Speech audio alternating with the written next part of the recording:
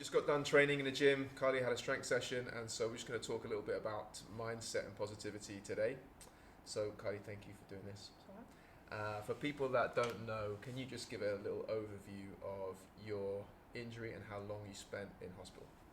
So technically I'm a C5-6 complete spinal cord injury, which means that I basically have no movement from my chest down, my triceps are weak and my hands don't work properly.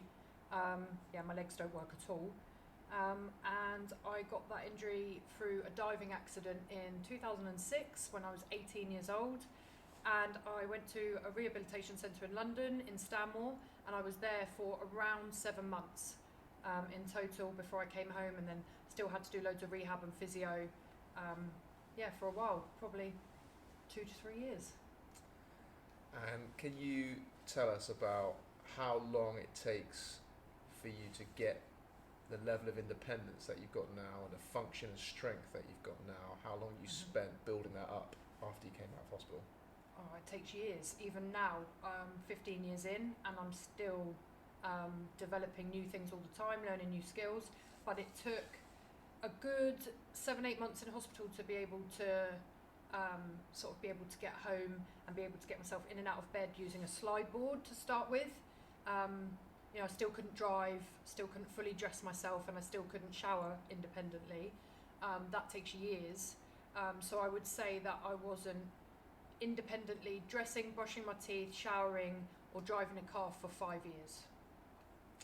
5 years. You've told me before about putting your sock on for the first time after your accident. Can you tell people about the sock story? It's something that stuck with me since you told me.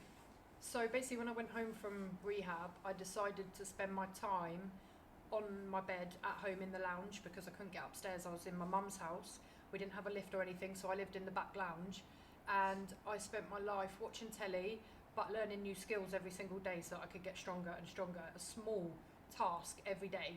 And I decided about 6 months after being home that I was going to learn to put my socks on for the first time, because it was the main part of dressing that I really struggled with without hand function. Even just like putting your hand in to open the sock was extremely hard work. It used to hurt. My wrists were really weak, so I decided to do that. And the very first time I sat and put a sock on for the first time, it took me nearly 3 hours. And I just kept going. And of course I got frustrated, I got a bit angry. I had to sit there and sort of go, and get myself a little bit annoyed, but then watch the telly, take a deep breath, and then I just kept going. And 3 hours later I got the sock on, and I did it. I won, so kept going. Did the other one the next day in about 2 hours. That's good. So when you came to wheelchair rugby, what was it like learning a completely different sport like that for the first time? Learning the first sport is crazy because I've never seen anything like wheelchair rugby. Anything. I used to play girls rugby at college. I used to play girls football. I played lots of sports. I rode horses, athletics. I did loads as a kid. Learning a whole new sport and also being in a wheelchair, trying to use your arms that are extremely weak after an injury. Wow, it was absolutely exhausting. I remember pushing the rugby chair just sort of around the edge of the sports hall for like half an hour, 40 minutes, and then getting out and having to go and sleep for 3 hours. And I know that not only have you represented Great Britain at wheelchair rugby, but also in athletics, in a throwing event as well. Yep. What was it like to transition to, again, a completely different sport and learn something new when you were already deep into your rugby career? So, I decided to switch to athletics in 2014 after competing at London 2012 in rugby. And that was because at the time, rugby, there wasn't enough people on the team for me to make a lineup. It's a little bit complicated with rugby, but I decided as well that I wanted to try an individual sport, try something for myself. And so I switched over to athletics, but not only did I just switch to athletics and try to make the GB team, I gave myself 3 months to be able to make a World Championships, which is no time at all, and it's really hard work. And I basically went to speak to all the coaches and said, can I do this? And they were like, if we were talking to somebody normal, probably not, no.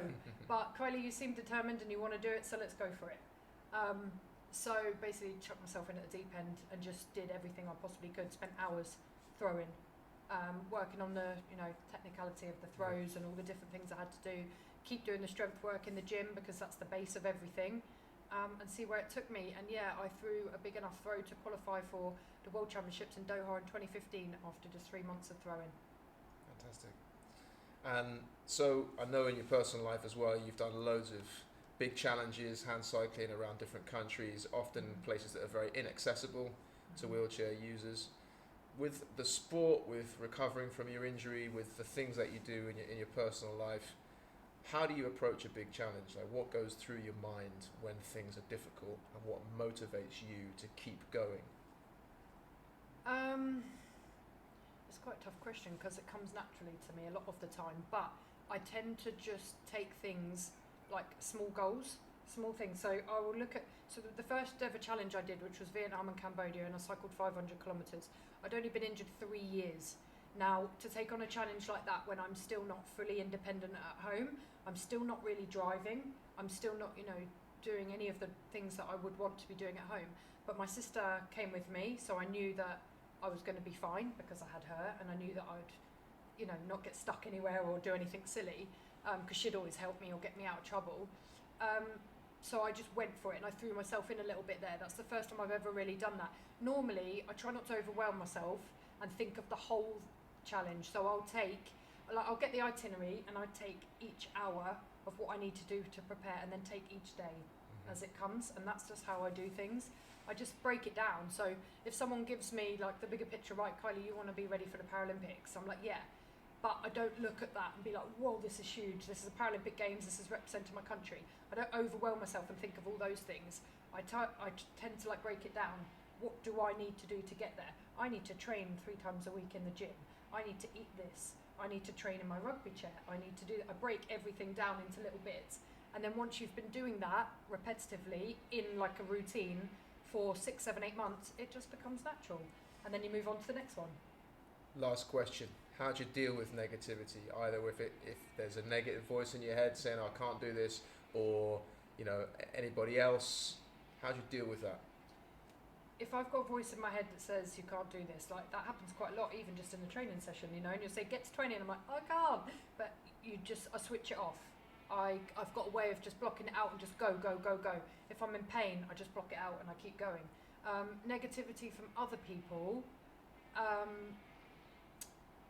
I choose not to listen to it or to take offence from it, because they can say what they like to me. I can choose not to accept it.